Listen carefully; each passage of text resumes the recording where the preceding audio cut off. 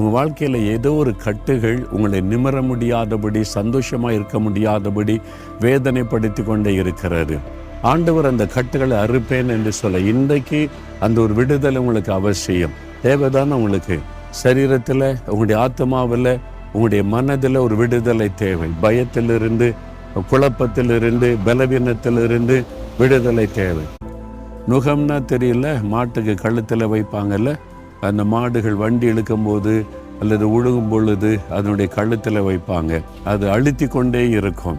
அதே மாதிரி உங்கள் வாழ்க்கையில் ஏதோ ஒரு பாவம், ஒரு பலவீனம், ஒரு வியாதி, ஒரு பயம், ஒரு கலக்கம், ஒரு நுகமாக வைக்கப்பட்டு நீங்கள் நிமிர முடியாதபடி அது உங்களை அப்படியே அழுத்தி கொண்டே இருக்கிறாரு.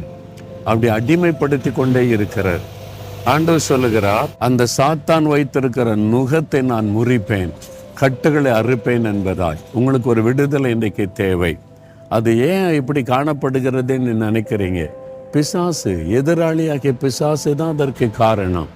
அப்போ அந்த கட்டுகளை அறுப்பேன் ஆண்டவர் வாக்கு கொடுக்கிறார்ல, அதுக்கு தான் அவர் சிலுவைக்கு போனார், ரத்தம் சிந்தினார், மரணத்தை ஜெயித்து உயிரோடு எழுந்தார், சாத்தானை ஜெயித்தார். அவரால் தான் அந்த கட்டுகளை அறுக்க முடியும்.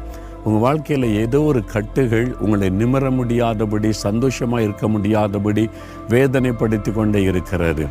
ஆண்டவர் அந்த கட்டுகளை அறுப்பேன் என்று சொல்ல இன்றைக்கு அந்த ஒரு விடுதலை உங்களுக்கு அவசியம்.